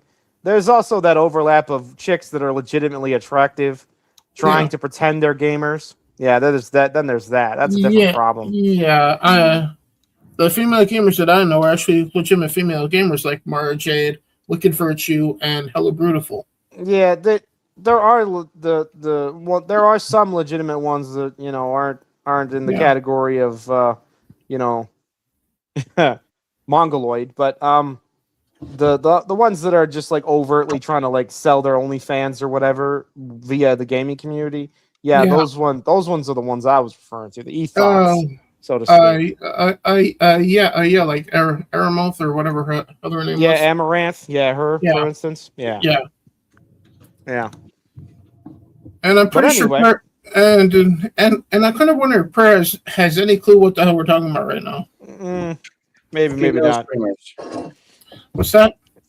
Female streamers that aren't fucking good at video games. They get a lot of viewers because people want to get fucking vagina and tits over the internet, which they're not going to get. You don't want my input on this, bro. I'm telling you right now. That shit pisses me off, man. It really does because you got people like me that are actually good at fucking video games. They get no fucking viewers every single day, man. And then you got these women out here streaming that aren't good at the fucking game at all. But the only reason why they're getting viewers is because they're women. Yep. And they got maybe like half their tits hanging out and they don't get banned for it. But you got someone like me. That's why another reason why I don't use Twitch. I stopped using Twitch because Twitch is unfair. And I got banned for wearing a tank top. I got banned for wearing a tank top, bro. Oh, too much cleavage shown on shit. What cleavage, bro? I'm wearing a tank top. You go to all these you go to these other bitches' streams and shit, and half of their tits are hanging out and their asses are hanging out, and it's like, hello, Twitch. And you know what? You know what's funny about it? What really pissed me off and what made me stop using Twitch was I actually reported one of these female streamers, right?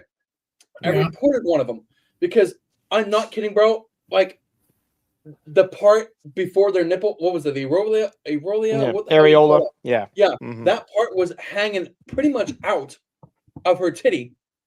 And I reported it. And Twitch, thanks for reporting this, but her stream does not go against our community standards. Yeah, bet. Fucking wonky ass bullshit streaming. Oh man. If Twitch really said to you that your stream had too much cleavage, then you should sue Twitch for misgendering you. Honestly, bro. Honestly. Because the females get away with a lot on there, bro, and it's bullshit. It pisses me off. And people only watch them because you got all these thirsty, fucking nasty people going on there, giving them money, just to try to get fucking. I'm sorry, but it's just try to get pussy over online, and it's like, bro, it's sad, bro. Our generation is sad, man. Except for, as we've seen, like in recent months, because of TwitchCon, the ones that actually run Twitch on behalf of Amazon. They don't know what the fuck they're doing. Do you understand that? Yeah, no, they don't. Yeah. I love, dude. Donald Trump's fucking awesome, man. Yes, he is. Yeah, no, but the people who run Twitch are they're running it like I don't even know. It's like a harem. I think the guy that operates, the lead guy, the CEO there, I think he keeps the chicks around because he wants to get laid by them. Yeah, no, I think that's it. Actually, yeah, 100%. I agree with that. See, they come over to YouTube and try that shit. They'll get banned real fucking fast. Yeah. Mm-hmm. Yep. Real fast. That's why it's not rampant on YouTube, where it is on Twitch. Every time I see a female streamer on YouTube, they're covered. You don't see no part, nothing. Yeah. Because YouTube doesn't put up with that shit. Yeah. And that's why I came to YouTube, man. Well, to be the devil's advocate here, except for lack thereof, on YouTube you will find, and I only accidentally found this out like about a year ago, when it was randomly in my recommendation section. I'm like, what the fuck is this? It was a female doing a try-on haul, and she blurred the screen so she could get away with being naked on YouTube. Yeah, there was the fashion chicks still get away with it on YouTube, but the gaming streamer girls, they don't get away with it on YouTube. I have a different thing to say about that, like a discussion. I mean, if you're streaming in general and you're gonna take your clothes off on stream, you're just doing that to get attention. I'm sorry, there's no fucking need for that. Well, that's what I was saying. Like every single one of those fake gamer girls is only doing it to prop up their OnlyFans account. Correct. That's all they're doing. Now, all I gotta say is that the only time you should be blurring something out is if you're playing a game and it has nudity or something. You're streaming something that you don't know had nudity, and that should be blurred out. But if you're sitting there willing to just take your fucking clothes off on stream, you're just an idiot. I'm sorry, you're a fucking idiot. Yeah. No. Well, I mean, and they should just like keep that where that shit belongs, and that isn't on, a gaming stream. Behind the doors, behind closed doors, off the camera. Simple as that. Yeah. But from my point of view, if such things are in a game, as far as I'm concerned, no one should have to worry about blurring any of that shit because the developers put it in their fucking game. That's not our fault. I mean, I do agree with that. Agree with that. Unless you're playing my modded Skyrim, then I'm getting banned. Yeah, mods are another problem entirely. Yeah, I'm getting banned for that. That's why I haven't streamed that. But although there is one, there is one website I did stream my modded Skyrim, and I forgot what it was called, but they actually allowed like nudity and shit like that on their streams. Yeah. Yeah. I forgot the name of it though. But I think a lot of people went to it too. I forgot what the hell it was because they don't have a lot of rules like. Because YouTube has rules for that, which is why I generally stream games like that over on Twitch, and I generally don't port those streams over to YouTube at all. Yeah. Mm-hmm. But what I was going to say, point, The Witcher 3, Cyberpunk 2077, and so on. What I was going to say is the big reason that there's such a travesty with Twitch is because Twitch was started and built as a streaming site for gamers. Mm-hmm. And that's why it exists. It doesn't exist because of any other reason. It was started for gamers, by gamers. Gamers were the first streamers on that site. And then slowly over time, I guess the ethos got wind that they could go over there and get away with shit. And that's when they started doing it. Although, I'm not going to lie, though. Another thing to call Twitch out on is I have streamed Cyberpunk, and I have streamed a couple games like Far Cry 3 and shit like that has a little nudity, like tits and ass in it, right? And I have streamed stuff like that on Twitch, and I haven't got banned for it. Yeah. But I guaranteed you, if I streamed like Far Cry 3 or Cyberpunk with tits and shit like that on YouTube, I'd get banned. And I guaranteed it. Mm-hmm. Yeah. Yeah, and then again, and this is partly because YouTube was built for video sharing with content guardrails to begin with, right from the start. However, Clear content guardrails to begin with. Yeah. However, you can on YouTube set your viewing whatever of your content at age 8. There is a age restriction setting for the content creator to put on their own content. So only 18 and up can watch sure, it. and then they had that's exactly what I meant by the content guardrails. And then they went over and they had a big freaking problem initially too on the other end of things. Of course, because there's a lot of sick motherfuckers out there. They had a whole bunch of kids content being per-viewed by 40 and 50 and 60-year-old men, which was the classic pederast fucking problem. So they had to segregate YouTube into YouTube and YouTube Kids. So they could have all the kids content over there, and they could kind of have really strict like moderation of user entrance and comments and basically keep the kids safe from the older adults, which is a fucking stupid modern problem we have. But but anyway, they had to do that too. And even then, even with that problem, you'd still see YouTube trying to do something about problems with their site, Whereas Twitch over there is just, I don't even know what the hell to say about them over there. They're not fixing anything. They don't give a shit. They're doing whatever they want, and they don't have to answer to anybody. And it's like, there's no standards. There never was, and it doesn't feel like there ever will be. And the only standard is like, if you're a gamer, the rules apply in one way. If you're a girl gamer, they apply in the other way. And as simple as. Yeah. If you're a girl gamer, you can get away with damn near anything. If you're a guy gamer, you can go fucking die in a corner. Yeah, pretty much. Even though the guy gamers are the only reason that fucking site even exists. So, And mark my words, the CEO of that particular website there, Twitch, his ass is going to end up in prison. I just fucking know it. Yeah. Sooner or later, his ass is going to get arrested for fucking with women that he shouldn't be. Yeah. Especially underage girls too. I know he does that shit. Yeah. I just know it. So I think we can finish up with this.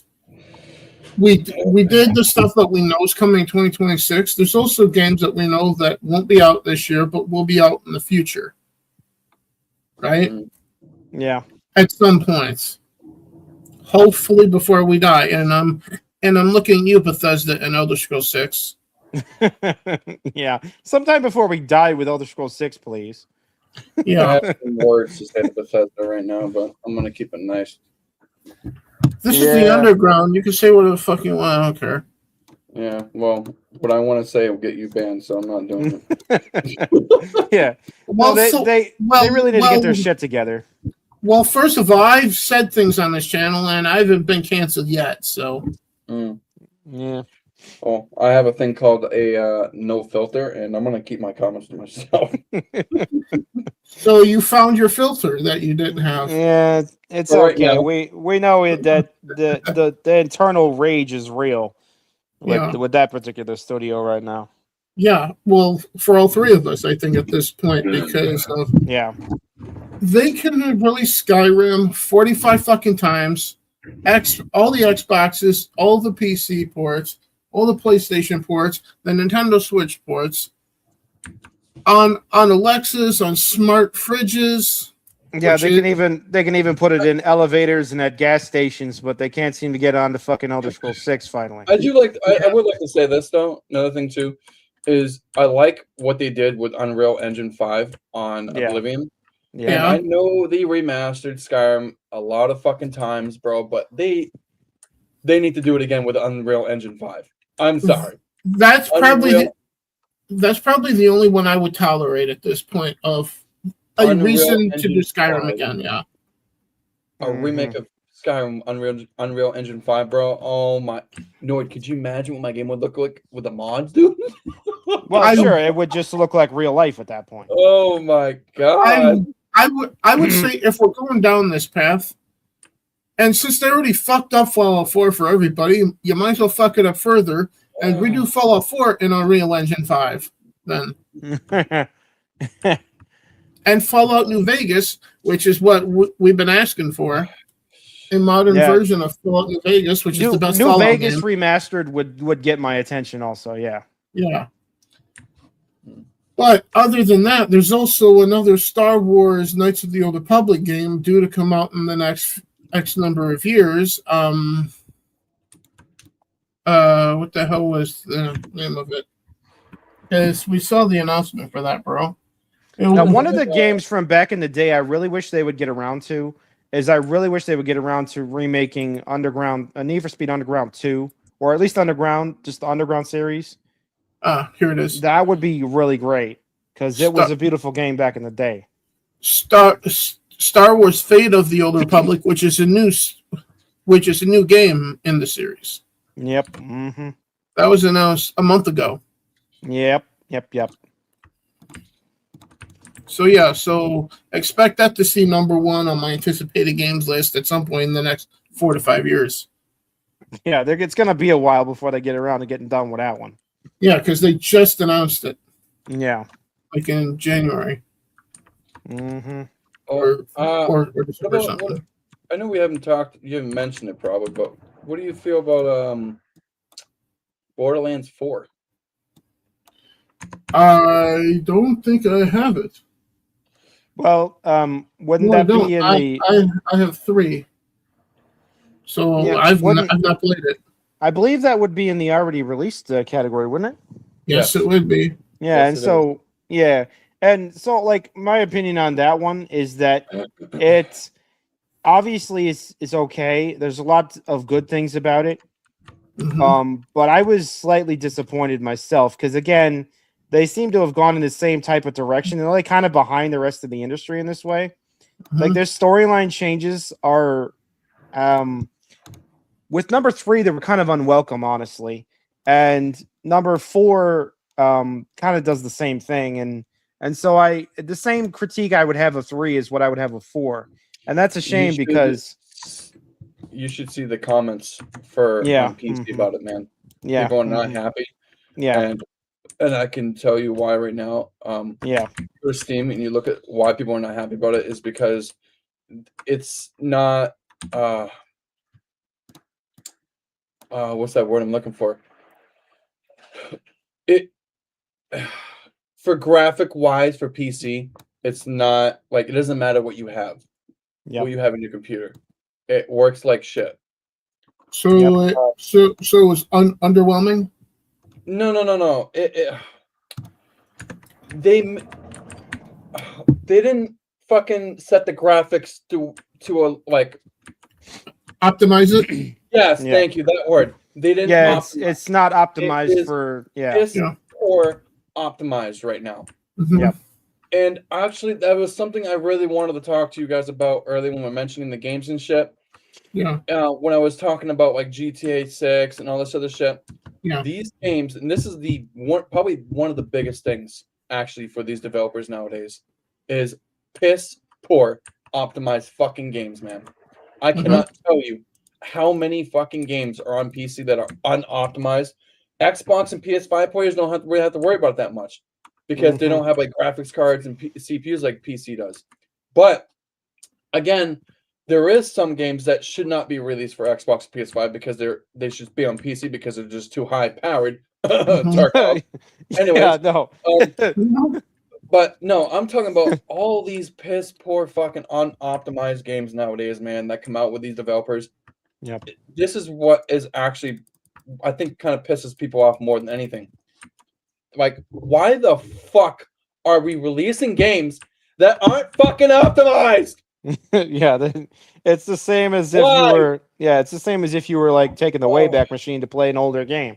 It's like my PC can handle it if the game wants to go above and beyond with graphics. But no, instead they'd rather have it deep unoptimized and just play like shit, even though I've got a great PC setup. It honestly, it stresses me the fuck out. It stresses me out. And I'm pretty sure it stresses a lot of other people out. Thousands of people. Because they know they can get away with it. That's why they fucking do it. That's why they do it. Because these people continue to Call of Duty.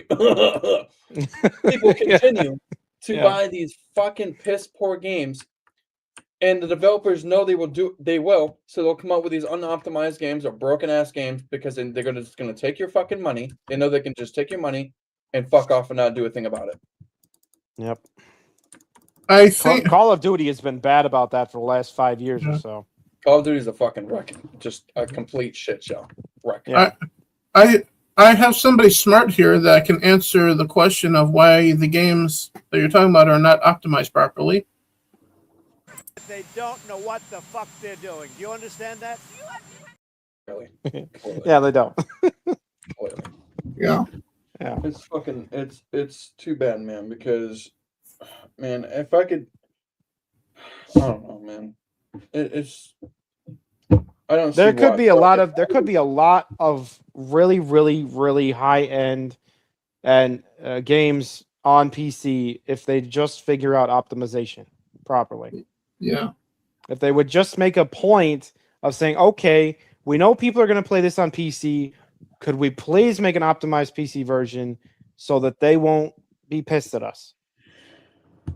I'm telling you right now, man, if I was a fucking game developer, I'd make bank, bro, because I would do so much shit that developers nowadays are not doing. Yeah.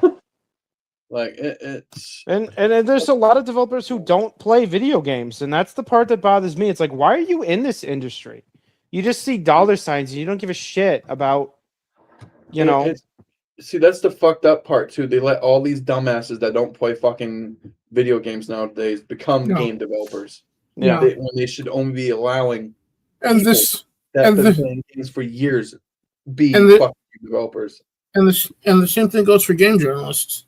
Oh yeah, the journalists are even worse. Yeah. A lot of them are just like, well, it's a job, so it's something I have to go and do.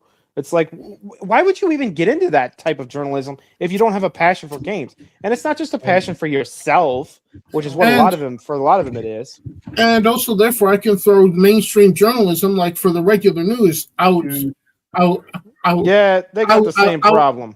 Out on this cross as well. Yeah, they got the same problem.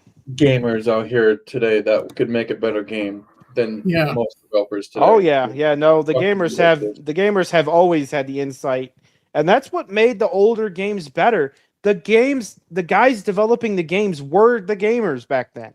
Yeah. And now we've got this separation where the developing crowd is different and separate and not the same people as the gamer crowd.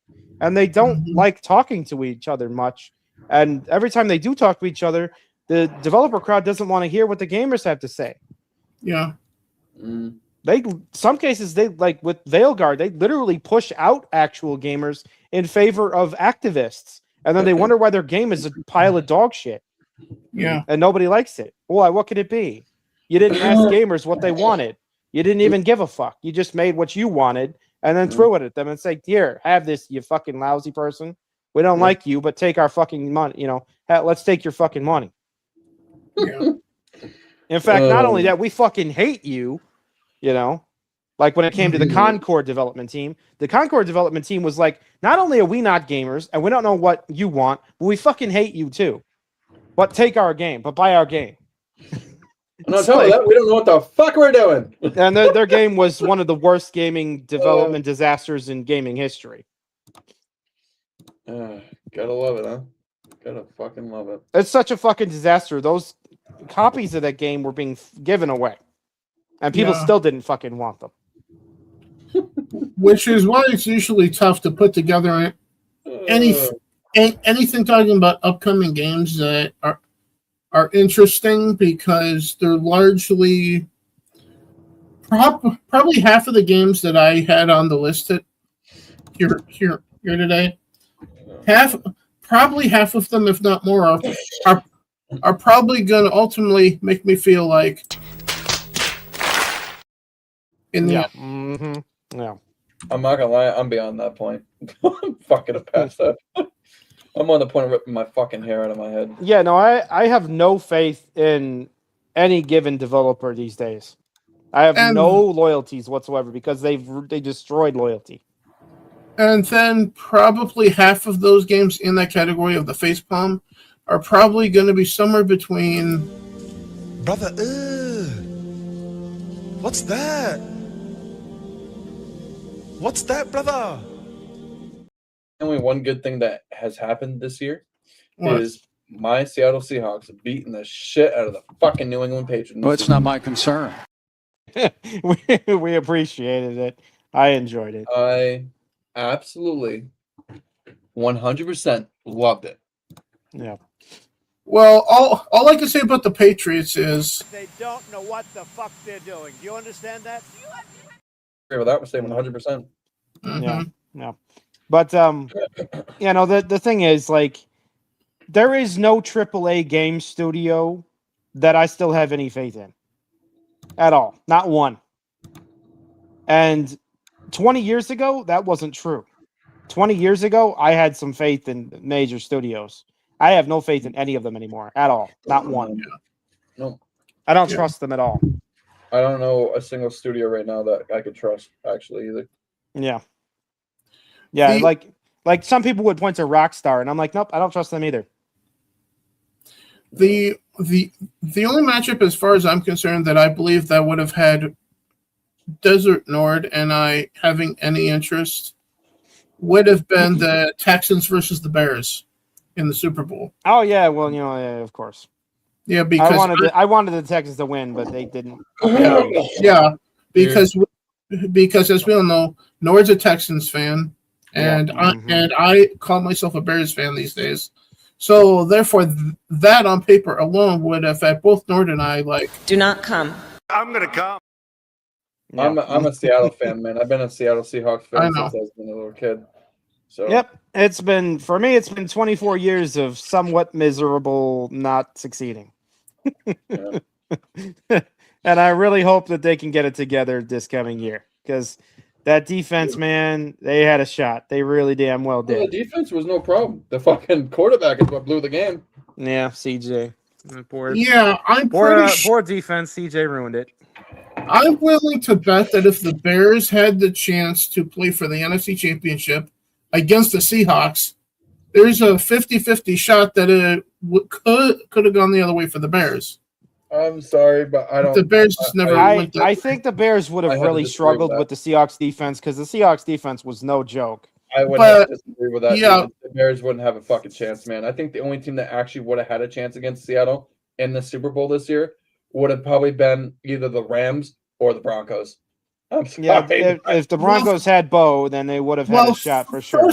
First of all, the Rams are in the same conference as the Seahawks, so that's not Oh, I know. possible. Well, he just Yeah, I means know. that who could have beaten the Seahawks is what he means. Yeah. But so you're gonna sit there and tell me that the Seahawks would have been able to completely contain the Bears quarterback and his Yeah. mobility. Yeah, Caleb Yes, Williams, you talking about? Absolutely. Yeah. Absolutely. No, I Dude, mean, the yeah, thing about Seattle's it is defense was Caleb fucking crazy. Caleb was always playing from behind, though. See, and you can't end up playing from behind against the Seahawks defense. But The only way you overcome the Seahawks is if you're what's that? the only way you overcome the Seahawks defense is if you get ahead early and you make them play from behind. Then you can True. overcome them. But all year long, the Bears won most of their games from behind. That's my point, though, that you can't do that with the Seahawks. You couldn't do that. The Patriots tried to do that. They couldn't do that. Because they weren't the Bears.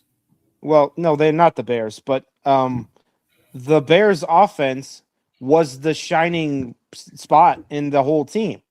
Yeah. Whereas with the Patriots, they actually had a really good defense and an offense that existed. Which means the Bears fix the defense. The Bears will be back and will be in the NFC Championship. I am fairly sure that the Patriots defense was better than the Bears defense. That kind of seems like an obvious point to me. Yeah. And so the Seahawks would have just run over the Bears defense. They would have scored 35 points in the first half against the Bears defense. It's the Bears offense that would have to be playing from behind and come back, and that's not how you beat the Seahawks. The way you beat the Seahawks is you demoralize their defense early on and get a lead on them and keep them down. That's how you beat the Seahawks. Yeah. Because you could contain the Seahawks offense. You could not contain their defense. No. I mean, you could not get anything with their defense. Their defense was unfucking stoppable this year, man. They were Yeah. just, And it freaking showed. That was that was the second best Super Bowl performance by a defense ever. Yeah. This year's Super Bowl left me feeling the same way I was when I was a Broncos fan when the Seahawks beat the Broncos in that Super Bowl. Dude, that wasn't even a fucking game. That was a blow up from hell. Yeah, that was a barrier.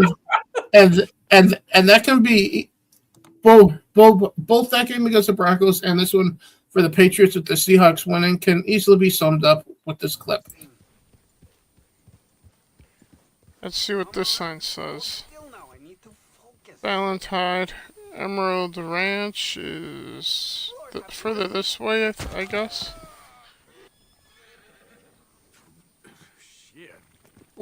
Well, let's take a look at the body.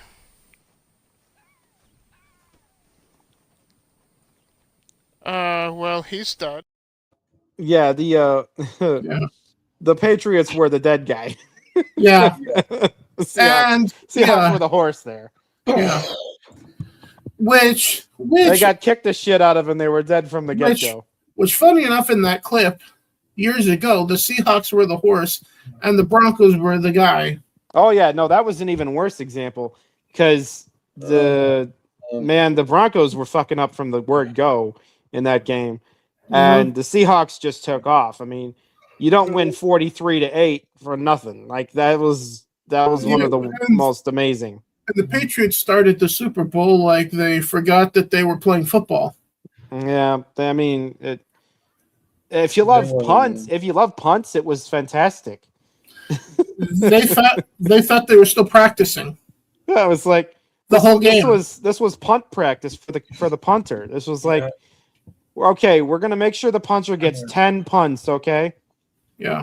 It's like the game was fucking just. It was. It was a defensive matchup almost the whole game. Yeah, I will give the Patriots that, man. They fucking the Patriots fucking defense played actually pretty good. So yeah. The only upside to the Super Bowl was that I got a Chick-fil-A gift card and a Jimmy John's gift card out of the deal. Yeah, but I look forward to next year. I know that the teams don't stay the same year to year. Yeah, there's always something different. They always change, and I don't think the Patriots are gonna be back. I really don't think so. I don't think so either. But the Cardinals now have a legitimate head coach. Oh yeah, no, we're kind of hopeful. We're kind of hopeful that they have something going there. Yeah. So we could have an 8-9 season finally. Yeah, maybe. And again, I hope the Texans get their offense straightened out because their offense was good all year and their defense was one of the best. Like, if you had to rank defenses, you would have said the Seahawks were the number one defense, unarguably. There's no debate there. I would argue the Texans defense was just a hair better. But down from there, the Texans defense was right up there with the Seahawks defense. Yeah. It really was this past year. And it's just a shame their offense couldn't do jack shit against the Patriots. They had a full-blown opportunity to put the Patriots in the grave, and they just blew it. Just completely blew it. Yeah. And I really hope they can get past the division game next year. Jesus. So many division games they can win, and then they get, wild card games they win, they get to the division game and they fall apart. It keeps happening. It's almost as bad as the Bills. So is anyone excited for Madden 27? Well, they already fucking announced it. Yeah, they did it actually. Yeah. It comes out every August every year. Yeah, they start production development work on the next year, sort of at the beginning of the current year. So yeah. Yeah, no, I won't buy it. I'm sticking to 2026 right now. There just isn't enough. There isn't enough reason to be excited about another Madden game. Like, they don't change things enough year to year for it to be exciting. Yeah. A cover image is all that changes many of these years. I mean, really. I don't even give a fuck. My team's on the front page. I'm still not buying it. And they probably will be too. Yeah. After what they just did.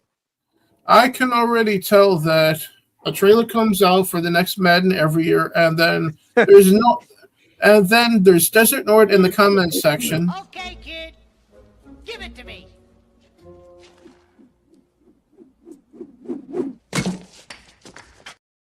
Yeah, the thing I was gonna say is like I really hope that they don't put like Sam Darnold on the cover. That would be like a what the fuck moment, honestly. Yeah. They should put Walker on the cover. Yeah, no, I mean if they're gonna put any Seahawk on the cover, it should be Kenny Walker, not Sam Darnold. So I really hope they don't act stupid about it. Okay, I'm sorry, but the fact that the fucking field goal guy didn't get the fucking MVP and the quarterback did kind of pisses me off. Yeah, that was kind of bullshit. However, I will offer an alternative of who at least this is just my opinion, take for what it's worth, of who should be on the cover of Madden 27, the reigning league MVP from the season, Matt Stafford. Yeah, I mean that's okay, but he's not new to anybody. He's not exciting. He's not up and coming. He's not gonna sell copies of the game. No, but he was the best quarterback all fucking year. No, I know, but like they could easily feature a wide receiver or a running back all the same. You know, they don't always have to put a quarterback on the cover. Well, of the running backs, I'm not sure who I think would deserve it. Same thing. Well, like we just said, Kenny Walker. Maybe. But when it comes to quarterbacks, for me, it's cut and dry. It's Stafford, and then everybody else after. At that point, you know. Yeah, well, I personally think that from the statistics standpoint, as well as Sam did as the quarterback of the Seahawks this year, yeah, I really don't think he was the strong point on that team. I just really don't think so. But I would laugh because I would see that they would be doing it just to piss everybody off if they put Caleb Williams on the cover of Madden. I mean, they could do that, but I mean, they could do that. You know what? Just put fucking Nord on the cover. It'll be all right. He'll make millions. No. Put some equipment on and a helmet on, Nord. Go in the field and show him how to play some fucking football.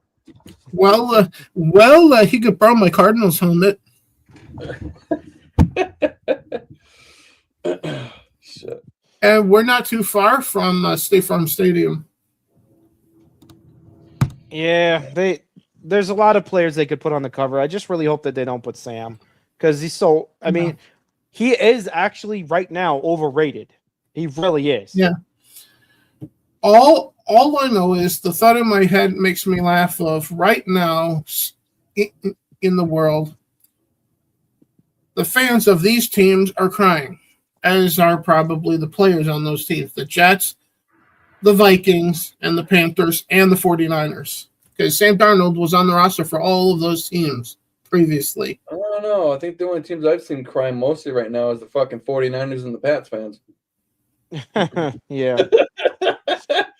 Especially the 49ers, man. Those guys are crying big time. Well, The fact that Sam Darnold was a bust on all those other teams, now suddenly he's a Super Bowl champion. I'm kind of getting the what was the name of the quarterback for the Ravens when they won the Super Bowl in the year 2000, bro? Trent Dilfer vibes. Yeah, Trent Dilfer. Yeah. Sam Darnold gives me Trent Dilfer vibes. He's just the babysitter of the offense. Well, in a lot of ways, he has the same trajectory as Nick Foles. Yeah. One, and that's it. Yeah, no, I mean, like coming from a place where he wasn't that great, and then suddenly he was great again. You know, he was great for the first time, and then he stopped being great again when he was done with that. Like that's what's going to happen to Sam. Yeah, like Sam better enjoy it while it lasts, because he's not going to stay good long term. So this may sound as a joke, prayer, but commit this one to memory because the Seahawks ain't coming back for another one. Well, we never know. They play good like they did this year. They might. I mean, do they even need to though? Everybody's seen how good they are. Everybody loves them at this point. Like, I mean, I guess the Niners don't love them, but you know what I mean. and neither do Cardinals or Rams. Yeah, I know. There's a whole bunch of teams that don't like them, but how I see, if they fucking do it, they do it. Good on them. But if not, I like to see other teams make it that haven't made it in a while or have never won one. So. Like of the Cardinals here in our home state. Yeah, we're still waiting on the Texans, the Cardinals, the Lions, the Browns. You know, a bunch of teams. As long as the fucking Patriots and the fucking Chiefs stay out of the Super Bowl and the playoffs, I'm happy. That's fair. Yeah, same. Okay, and that's that. Yeah. Fucking A, man. So we didn't get to have you for the Drew Dat Game Awards. So what was your best game that came out in 2025? Mine? Yeah. My opinion, 2025? Yeah. Not a single fucking one. You want my honest opinion, bro? Not a single. Okay, the last known good game. Well, actually, okay, no, I'm lying. Okay. I'd have to. Oh no, Red Dead's been out for a couple of years though, hasn't it? I think the last. Game... Yeah, that was definitely not a 2025. Okay, I'm sorry, but that was 2018. I think the last good game that came out was Red Dead Redemption 2. So 2018. Yeah. Which actually, I just don't think any of the good games. Which did win Game of the Year at Jeff Keighley's Woke Awards. Well, my favorite of 2025, as you remember, was the remaster of Oblivion. So. Yeah. I mean, that was good. But, I mean, it wasn't. I mean, it was a good game. I have nothing against it. It was an indictment on how they haven't come up with anything new that's good in the last couple of years. And that's the problem. Actually, bro, you said Grounded 2 was yours. Yeah, then there's that. Yeah, I had a lot of fun with Grounded 2. That was a good one, but it's not done yet. They're still building Grounded 2. Yeah, that was my contingency with that. Mine was Claire Obscure Expedition 33. That game I started a little bit and it was fucking beautiful, and I realized that game was YouTube worthy. So I'm actually not gonna play that game until I'm done recording and posting every fucking mission and side quest of Tarkov. When I'm done doing that, I'm actually thinking about moving on to that game and start making YouTube videos for Expedition. Yeah, because we did also give that our Game of the Year award for. Yeah, no, it was the best game of 2025 for sure. Yeah. Yeah, that game is beautiful, man. It really is. Especially on the computer, bro. My PC, bro. That motherfucker looked like a cinema. Yeah. It did.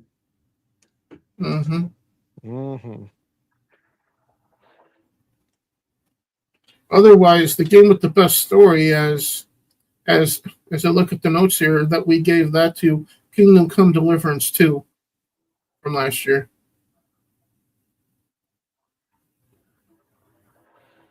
And the worst game of the year was Fallout 4 10th Anniversary Edition.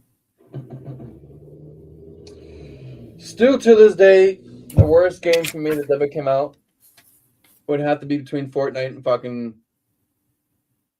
What's the other one? That bullshit what I was talking about earlier. Fuck me, I can't... It started with an A. We talked about it earlier. Fuck me. The one I wanted to delete from off the fucking planet of Earth. Yeah, you're talking about Apex? Apex, yeah. Fortnite and Apex. Worst games ever fucking made in game history. Ever. Fortnite would probably have to take the cake. Fucking dog shit of a fucking game, man. Oh, I'm gonna get shot. I'm gonna build a fortress real quick. I'm gonna hunt my boy. I remember trying that game out the first time, bro. I shot somebody, and this motherfucker built a castle. I was just sitting there watching him. Just watching him. Yep. Oh.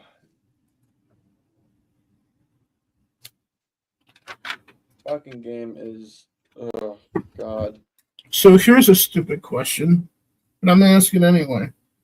Of the games that we know that we're interested in or that are coming up this year, which one, if you had to put money down, that would be Game of the Year, which one would it be? Nord? Well, if they come out with GTA 6, it has the potential. So then you put your money on GTA 6. But for me, my favorite game of upcoming here is definitely going to probably be Fable 4. So I'm gonna have to agree it's gonna have to be between Fable and GTA 6 for me. yeah. Mm-hmm. Yeah. I won't know until I play them both. Now, if we're talking about our award stream versus Jeff Keighley's, I think Jeff Keighley's is going to give it to GTA 6. No question. Well, Yeah, unless they come out with something even worse, he'll love that. Well, I agree, honestly, bro, because like Rockstar, I don't know. Rockstar is gonna make a lot of money off of GTA 6. I'm telling you right now. There's no one disputing that. There's going to, bro. And I tell people this all the fucking time. I do. I told Nord this too. The reason why these developers are coming out with like Call of Duty too. All these developers are coming out with new Call of Duties and new games in general because these motherfuckers know as soon as GTA 6 drops, ain't no fucking developer besides Rockstar making money. Yeah, it's gonna swallow the oxygen in the room for sure. Oh, yeah. But if it's on Game Pass, I'll play it at launch. If it's like $70, $80 at launch, Rockstar can take their GTA and stick it. Well, I'm gonna be stuck not being able to play it for a while, anyways, because they're only releasing it for Xbox and PS5 right now. They're not. There's no releases for PC right now. Yep. But we'll see if it's a Game Pass thing or not. Because if it's not, then I'm not touching it. Because I'm not spending $100 for it. Yeah. But as far as our award stream that we do ourselves, I'm willing to put my money down on this particular game for the Drew Dat Game Awards Game of the Year, and that's Half-Life 2. Yeah, I hope that one's good, but I don't know if they'll ever. I mean, it's been 20 years, and I just don't think they still have the magic over there. But we'll see. But it is coming to consoles, so that counts as a new release. Oh yeah, no, it would be a new release. Yeah. Yeah. But in terms of, because this upcoming year, we're also going to be throwing in games that we didn't get to play that came out years prior, like from our backlog. Like, say, for example, Metal Gear Solid Snake Eater, I just picked up. I'm going to start playing on stream tomorrow. Yep. And what have you. And then I'm going to give it its ratings and grades and whatnot. So, for all I know, that could be the game of the year for 2026, as far as we're concerned. At this point. But the Metal Gear series has sort of, in its own way, come and gone from the top of the gaming industry. And then also there's the fact that the chick behind the counter at GameStop said that that's a great game that I was picking up. No, it is. It is probably, yeah. I would say so, yeah. And I might add that it was on my anticipated games list for 2025 as well. So, yep. So I'm finally getting to it tomorrow. Fucking A, man. But on that note, I think everyone's getting sleepy here. I'm just yawn all fucking day, and I won't go to sleep. So that sounds like me. Yeah, well, I'm actually getting hungry. I gotta make some food for myself. Yeah, so I think we're gonna start doing the outro stuff. So, with that being said, Prayer, where can everybody find you? As in YouTube. Yeah, just YouTube, man. Okay. YouTube is my main source right now for streaming, and it's going to be my main source for a very long time. Because fuck you, Twitch. You can suck my dick. Yeah. Well, I've routinely said that about Google and this platform too. So, as well as Twitch. So you're in good company. Nord, where can everybody find you? It's primarily, across Xbox and I am on YouTube, obviously, and then obviously X too. So, yep. Big fan. And I could be found on Xbox too, but I mean, I have a different gamer tag on Xbox, and yep. I barely even touch the fucking Xbox anymore. It's just PC 24/7 for me now. Yep. Indeed.